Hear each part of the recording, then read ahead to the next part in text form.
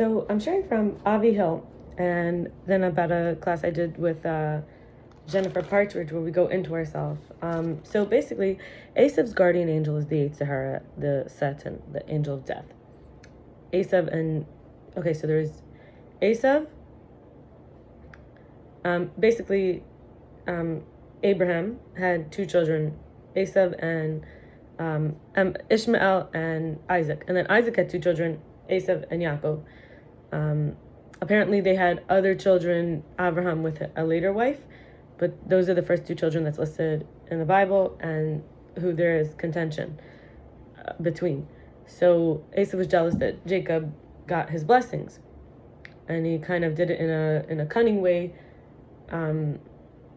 He dressed up like Esav, wore something that made his father think it was Esav. His father couldn't see, and Esav never forgave him. So there's 7 masks and 7 names for Esav's guardian angel, the Satan, who's basically what we call the other side, the one who says you're not worth it, you deserve suffering, what you did is wrong.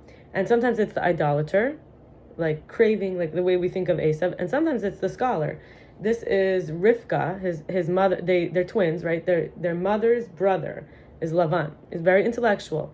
We have to think that everyone has an Achilles heel in numerous lifetimes, but when we remember, we're not the body, we're not the soul, we're the chooser, the divider, the decider, the independent filter to will, to give, to align ourselves with Hashem, or the devil, or see if our friendship can oscillate. Who I am is who I align myself with. Toward with when we say Yetzer, it's the will, right? So we're the chooser between the will to good, the will to bad. We have to work out who we are first. When we have an evil inclination that tries to prevent us from learning the truth, the Torah, the direction, the guidance, going the right way, it's like a fly that waits for a crack so it could come in. And what truly defeats its power to get into us and dominate us, use and abuse us, when we think of Torah as a protection from obsessions and compulsions, is prayer. Not only does it bring success in battle, because Yaakov versus Esav was a battle, and Vayavek is the numerical value of wrestled. He wrestled with the angel. The angel did meet him, catch up with him eventually after he had kids and enumerated and amassed a lot of wealth and animals, and he had wives, and so it's 119 wrestled. So people say the Psalm 119 as a prayer. Also doing like a bowing. Yaakov bowed 7 times to Esav, and charity daily saves us from the decrees and judgments of the Yetzer Hara, the will to not do good. In other words, when we pray, we are humble, and we give charity. These are ways of being on the right way. And then I did a session, and also there was later on in the Jewish timeline, there was these two. They had like a holy battle. They would fight for whether it's this or this, but for the sake of the Torah. So here we have either following the Torah or not. And then we have Hillel and Shammai. There was 2 houses. There was the house of Hillel and the house of Shammai. This is in the time of, you might have heard of the ways of the fathers, Pirkei Avos, the ethics of the fathers, or you may have heard of the Talmud, the Mishnah. It's more from that period rather than from the original written Torah. It's much later on. We call it the oral Torah written down. Hillel talked about gradual increase, and Shammai talked about an explosive start, where we find our maintenance. So first we do as much beyond as we could, and then if anything should filter away or should fall away, we at least have a high level.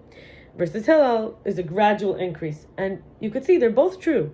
So the thing about this holy sort of war is that they wrestle intellectually, but for the sake of the truth, the goodness, the Torah.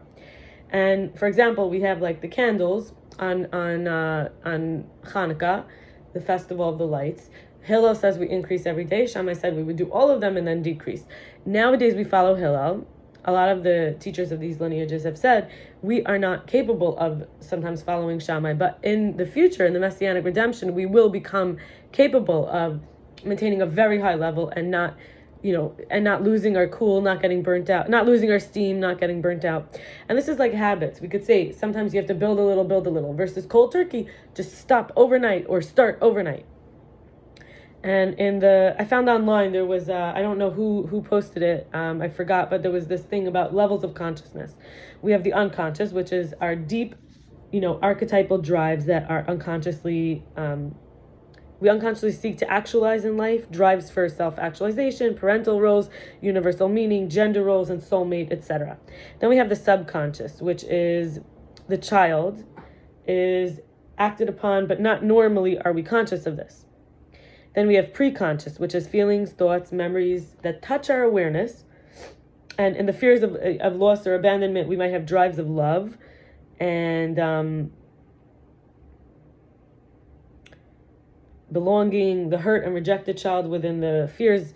And then we have conscious. Conscious is, and this is transpersonal. Preconscious is before any, so we have unconscious. These are archetypal drives. They're like symbols, they're like metaphors. And this is how we organize our big pattern of life. Then we have the subconscious, which is like it was put under the surface. Preconscious is before the consciousness. It's transpersonal, means it relates to everyone.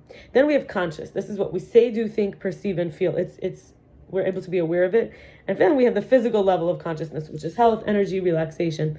And when we do work like there's this thing called tapping, EFT. So her name is Jennifer Partridge, the one that I did this session with, and we looked at commitments. So we're going into our unconscious, subconscious, preconscious, conscious, physical, all the levels of consciousness in order to get to these information. So I wanted to heal commitments. What I commit to is worthy, and that a unified commitment is most strong, and that my commitment is precious. And when I take seriously my commitment, whether it's incoming commitments, outgoing commitments, committing to myself or the world, and realizing I'm worthy of commitment, I choose to value commitment, and I'm a gift that keeps on giving. Commitments change, committees form, committers change. I may not see the commitments made to me, or I may have thought I was too low value to be committed to. I want to say that these were things coming out from working with all these levels. I thought commitment to me was too a high cost. I wasn't worth it. And my commitments have been based on my values, and realizing, others' commitments are based on their values, and that, yes, devotion is required for commitments, but I get freedom in commitment. Commitment brings fun. Commitment, success can appear silent, but commitment uses adherence energy, and commitment creates strong adhesions. And I'm going to share two more pieces. The truth for me, this is like something that cannot be false. It's like a blankness that can be seen and perceived when all the falseness falls away. So that's what we learn from the Torah. And that's why I'm sharing, how when we learn Torah, we could say there's this backdrop of truth. It's in our preconscious, we know. And that's why when we get in touch with the different levels of consciousness, we know it has no inherent characteristics. Our truth, which can be true for me, the truth is between the edges, which can always change. That's why people think the truth is changing, but really it's the parameters that give it borders so we can see it that move. And the last thing I wanted to share was from Rabbi, I don't think he's a rabbi, Eliezer Koken. He says about Avram and Sarah. So remember I mentioned Avraham and his grandchild was Esav and Yaakov. So we would say this kind of compares, his wife was Sarah, kind of compares to Adam and Eve, the original man and woman. Avram called Sarah his sister, and Adam was created attached to Chava at first, like a sister, like Siamese siblings, twins. There was a king, Avimelech, who took Sarah away, and God plugged the orifices of his body until he would give her back, because he didn't know. Just as God took and separated Chava from his flesh, from Adam's flesh, separated them, and then the wound, it says he plugged it up with flesh. Avram was brought to a land flowing with milk and honey, just like Adam was brought into Garden of Eden, which was watered by a river that comes out of Eden. Sarah wondered if her skin would be smooth again, and God made covers of skin for Adam and Chava, because Sarah had a child very, very elderly, and she was like young, and she wondered, could I become young enough again? And when Adam and Chava sinned, and their skin became covering, so they could no longer be one with everything the way that they were before, Avram was commanded to leave his father's home, when he was very young, and Adam was expelled from the Garden of Eden. Avram was commanded to circumcise himself, and he did this as a covenant, and Adam was born circumcised. Avram was separated from Sarah after the Akedah. Sarah passed away after she heard that Abraham, one of his tests was to be willing to sacrifice his son. Even though he didn't end up doing it, Sarah passed away. And Adam was separated from Chava after they left Garden of Eden. And Sarah, like Chava, was the most beautiful woman on earth. She was so beautiful. People kept wanting to be with her. So I'll stop here and wish you a beautiful Rosh Chodesh. It's a new month. And may we be productive instruments in God's hands. May we be satisfied. And may things flow in the most righteous way. May our layers be protections. And